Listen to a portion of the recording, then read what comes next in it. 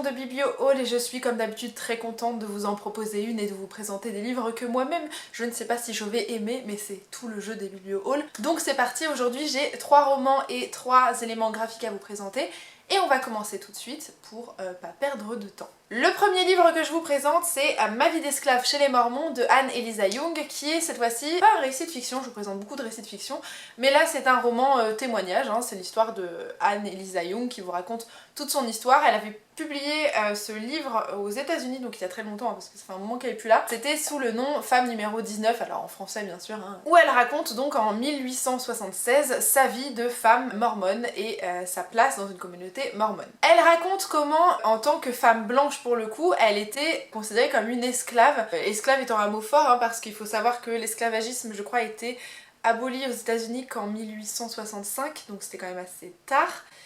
Et c'était l'esclavagisme des personnes noires, ou racisées en tout cas. Théoriquement c'était une femme libre puisqu'elle était américaine et surtout blanche, hein.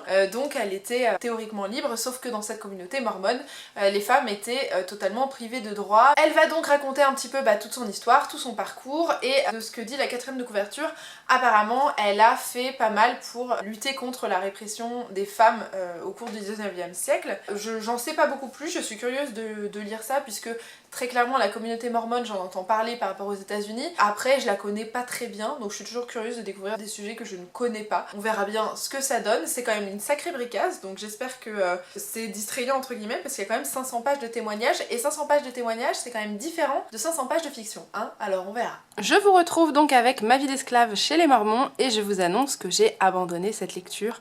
Vous pouvez dire bonjour au petit cul de Loca, qui observe les oiseaux dans les arbres à l'extérieur de chez moi. Trêve de bavardage, j'ai donc abandonné Ma vie d'esclave chez les Mormons. C'est une lecture que j'ai pas réussi à lire tout simplement parce que c'est très particulier pour moi de lire des témoignages, c'est pas un style littéraire auquel j'accroche réellement, et donc faut franchement que le sujet m'intéresse pour que je réussisse à en venir à bout.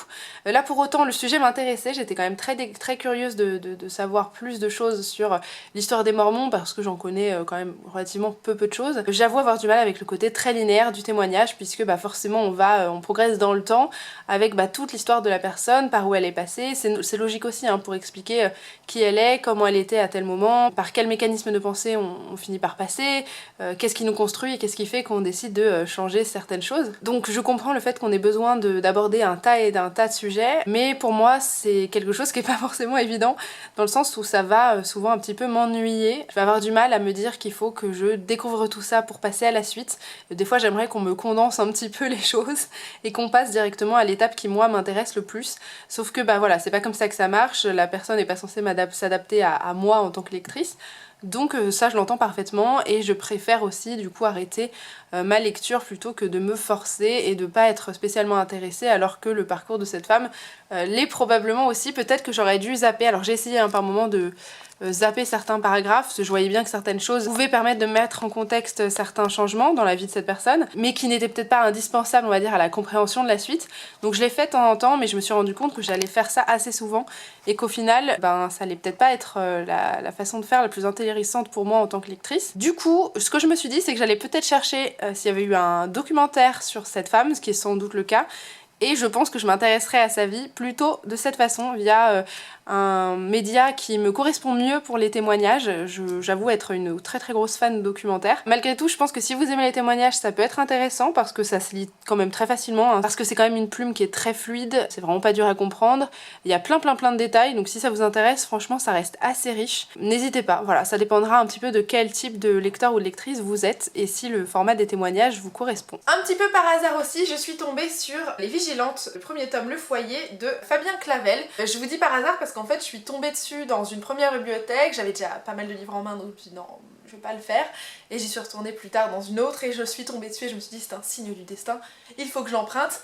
C'est un livre dont j'ai vaguement entendu parler, je sais que je connais le titre, mais au niveau des avis en fait je me souviens pas en avoir trop entendu ou vu, pas parce qu'il y en a pas, hein, mais parce que je pense que j'ai pas cherché à les entendre. Il s'agit d'un roman, je dirais, d'anticipation, donc plutôt de SF, francophone et jeune adulte. On va y suivre le personnage d'Anna, qui semble être une jeune femme, adolescente je sais pas, mais jeune femme probablement, qui est à la solde du parti, donc visiblement la société est régie par un parti unique, qui impose une discipline certaine avec des codes à respecter, et je pense que si vous en sortez, bah c'est pas bon pour vous. Elle en fait partie, et en tant que vigilante, elle est là pour observer une famille, je crois bien, c'est ça, une famille d'opposants, et bah je suppose signaler un petit peu tous les actes qui ne vont pas avec le parti. Sauf que voilà, visiblement Anna, elle en a aussi un petit peu marre de la discipline du parti, je pense qu'elle va s'en éloigner, et on va voir est-ce qu'elle se lie à cette famille d'opposants, est-ce que ça déclenche juste cette volonté de tout envoyer bouler, je ne sais pas, mais je suis curieuse de lire tout ça. C'est écrit relativement très gros, donc je pense que ça peut se lire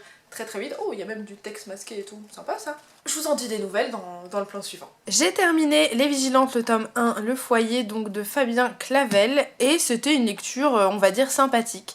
Il n'y a rien d'original si vous avez l'habitude de lire des dystopies, qu'elles soient jeunes adultes ou adultes. Je trouve que c'est une construction de roman et un univers qui sont somme toute assez classiques. Pareil pour le panel de personnages qu'on peut vous proposer.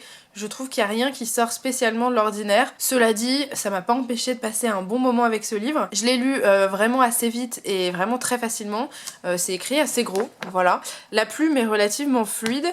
L'histoire plutôt bien construite, ce qui fait que bon bah très franchement ça se lit vraiment très tranquillement. Pour les personnages, j'avoue ne pas avoir eu beaucoup d'attachement vis-à-vis d'eux. Le personnage principal, je la trouve relativement neutre et c'est vrai que je suis pas plus attachée que ça. Je la déteste pas non plus, mais les autres personnages sont pas si nombreux que ça et ont pas non plus énormément de corps. On va dire qu'il y en a deux autres principalement avec lesquels vous allez interagir, dont un qui est quand même particulièrement détestable, dont le comportement est quand même remis en cause quand même un petit peu, donc c'est une bonne chose. Mais voilà, je peux pas dire que j'ai eu un énorme attachement pour l'histoire ou les personnages.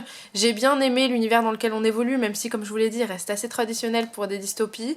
Il y a des petites analogies avec l'actualité qui, de façon assez triste, peuvent vous faire rire, hein, on va dire ça comme ça. J'ai bien aimé quand même le côté un peu visuel de cet univers-là qu'on nous décrit. Alors il n'y a pas un univers futuriste de ouf, hein, vous attendez pas à des descriptions de malades, mais j'aime bien l'ambiance qui est retranscrite, en tout cas je la trouve bien retranscrite, et du coup c'est ce qui fait qu'on se plonge dans le récit et qu'on a envie de savoir un peu plus de choses sur ce monde-là, sur les rebondissements, sur tout ce qui l'encadre et ainsi de suite. J'ai passé un bon moment, je serais curieuse de lire le deuxième tome, parce que je crois qu'il n'y en a que 2, mais ça se trouve il y en a 3.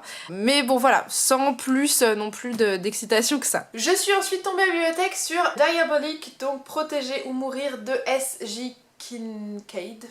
C'est un livre jeune adulte de science-fiction là aussi que j'avais vu sortir aux États-Unis il y a très longtemps, enfin il y a très longtemps. Il y a vraiment plusieurs années qu'il est sorti aux États-Unis. À l'époque, ça m'avait intriguée, mais on le voyait partout, donc ça m'avait un peu saoulée aussi. Et j'étais dans une période où j'achetais moins de livres de toute façon aux États-Unis. Donc je m'en étais pas saisie. Par contre, en l'ayant vu à la bibliothèque, je me suis dit, bah tiens, pourquoi pas, ce sera peut-être le moment de sauter le pas. Donc comme je vous le disais, on est dans un livre jeune adulte science-fiction. Là encore, on va nous parler de je pense, est-ce qu'on a une société un peu fermée? Je pense.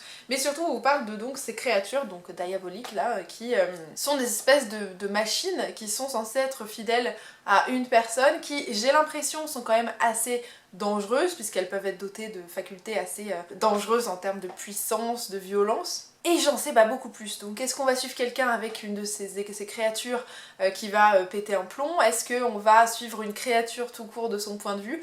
Je ne sais pas, je pense qu'à l'époque ça m'avait intriguée, je pense que le résumé anglophone en disait plus, on verra. Je vous retrouve avec donc Diabolique, le premier tome, je sais pas si c'est une trilogie ou pas, non une duologie je crois, je ne l'ai pas terminé. Alors j'ai commencé Diabolique, je crois que j'ai dû en lire 130 pages à peu près je crois, et j'ai décidé de l'abandonner tout simplement parce que c'est plutôt bien écrit, plutôt bien décrit, mais ça ressemble dès le départ à des livres que j'ai déjà lus mille et mille fois, des constructions d'histoire qui je pense ne me surprendront pas et qui de toute façon n'ont pas suscité plus mon intérêt que ça pour avoir envie de poursuivre ma lecture. Donc j'ai préféré abandonner ça plutôt que de lire le bouquin en entier qui fait quand même je crois bien 500 pages hein, facilement. Vu que j'étais pas plus motivée que ça, je me suis dit que ça ne servait à rien de me forcer parce que j'allais plus me dégoûter de ma lecture et peut-être me foutre dans une panne de lecture qu'autre chose. Donc petit abandon de Diabolique qui n'est, hein, je le rappelle, pour autant pas un mauvais livre ni peu intéressant. Je pense juste que j'ai lu beaucoup de livres young adultes avec un univers de SF un peu dystopique comme celui-ci, que les problématiques qui vont être soulevées, je les connais déjà, qu'elles soient éthiques ou même psychologiques ou tout ce qui est développement d'un personnage et construction et ainsi de suite. J'en ai lu et relu et du coup ça ne m'intéresse pas. En étant en plus pas vraiment la cible idéale de ce livre-là, bah c'est forcément ça ne m'intéresse pas plus, donc c'est aussi très très logique. Donc j'ai préféré abandonner Diabolique. Pour autant, je pense que si je l'avais lu il y a plusieurs années, ça m'aurait sans doute intéressée, j'aurais été curieuse de savoir comment ça se déroule. Je suis pas sûre de me faire trop vieille pour ça, mais soit il manque de l'originalité dont j'aurais besoin en fait pour me plonger dedans, soit j'ai vraiment passé l'âge. Mais voilà, après si vous aimez lire de la SF, en tout cas moi le début je l'ai pas trouvé spécialement mauvais, je le trouve même assez intriguant avec un personnage principal qui quand même est censé être dénué d'émotions, qui essaye de s'adapter à un monde qui est pas forcément le sien et qui va être confronté aussi à un dilemme qui est vraiment compliqué par rapport à ce qu'elle est. C'est quelque chose qui est hyper intriguant mais qui ne m'a pas plus stimulée que ça. Et pour les éléments graphiques, on est pas mal sur des suites de livres que je vous ai déjà présentés dans d'autres biblio-hauls, notamment le deuxième tome de Black Magic, donc de Greg Rucka et de Nicolas Scott. Donc voilà pour ce petit bébé, donc qui est un comics qui vous raconte dans le premier tome l'histoire d'une flic qui est aussi une sorcière et dont l'identité secrète va visiblement être révélée au cours d'une prise d'otage dont elle va s'occuper, et le preneur d'otage sait visiblement qui elle est. Voilà, je vous en dis pas plus parce que de toute façon moi au moment où je filme ce biblio-haul, je n'ai absolument pas lu le premier tome, il est encore dans les livres que je dois lire. Et j'ai juste vu que le deuxième était dispo et je me suis dit que ce serait pas mal pour les enchaîner. Voilà, même si vous aurez mes avis en deux vlogs, deux biblio-hauls différents. Et comme toujours, les couvertures sont absolument magnifiques. Voilà, moi je les trouve assez captivantes, il y a un truc assez ensorcelant dans ces dans ces couvertures, qui m'attire, donc j'espère que ça me plaira. J'ai terminé le deuxième tome de Black Magic et ça se lit aussi bien que le premier. Alors au tout début j'ai eu un petit peu de problème parce que je me souvenais plus très bien de totalement l'histoire du premier. Donc ce que je vous conseille, c'est que si vous en souvenez pas bien, c'est d'aller vous renseigner sur internet. Il y a plein de gens qui font des résumés qui spoilent pour les comics, enfin ça se trouve assez facilement. Là je l'ai pas fait dans mon cas, ça m'est revenu au fur et à mesure de ma lecture. Bah écoutez, j'ai vraiment bien apprécié encore une fois ce deuxième tome. Je me prends vraiment au jeu avec cette histoire, je trouve toujours les dessins extrêmement jolis. Après il y a un côté un peu très très réaliste parfois dans le dessin, qui peut ne pas plaire je pense, mais qui pour le coup me plaît bien. Enfin moi j'apprécie. L'histoire est toujours aussi distrayante, je peux pas vous montrer, j'ai envie de feuilleter mais sinon je risquerais de vous spoiler. Moi j'aime toujours autant l'histoire, on entre en plus en détail en fait dans tous les arcs narratifs qui sont présentés dans le premier tome. Si vous entendez du bruit derrière moi, c'est Hawaii qui essaye d'ouvrir la boîte où je range les croquettes parce que j'en ai acheté des nouvelles et visiblement il les aime beaucoup. Au-delà d'Hawaii qui veut manger ses croquettes, j'ai bien aimé qu'on poursuive l'histoire, que ça rentre un peu plus en détail, qu'on creuse un peu plus la psychologie des personnages, leur histoire aussi. J'aime beaucoup, enfin pour le moment vraiment j'apprécie, je me suis sentie très impliquée dans l'histoire parce qu'il y a plein de fois où limite j'aurais parlé devant le comics en mode non je veux pas qu'il se passe ça ou attention voilà. Donc je trouve que c'est plutôt bon signe, ça veut dire que quand même je m'implique bien dans l'histoire. Moi j'ai très hâte de lire la suite, je trouve les dessins très beaux, j'aime beaucoup le déroulé de l'histoire, c'est distrayant, il y a une ambiance aussi qui se dégage bien de cette histoire. Je pense que le côté en noir et blanc et quelques taches de couleur joue là-dedans. Il y a un petit côté horrifique aussi qui me plaît forcément parce que moi j'aime beaucoup ça. Alors quand je dis horrifique c'est pas traumatisant si vous avez vraiment peur des livres d'horreur, mais il y a quand même des choses qui s'apparentent au genre de l'horreur fantastique, voilà ces genres-là, on les retrouve un petit peu, même si voilà il y a rien de trop dégueulasse non plus ou de trop effrayant non plus. Mais voilà, je me regarde, si vraiment vous êtes totalement réticent, et tentez pas ça quoi. Bon moi j'ai hâte de lire la suite, j'emprunterai le 3 si le 3 est sorti.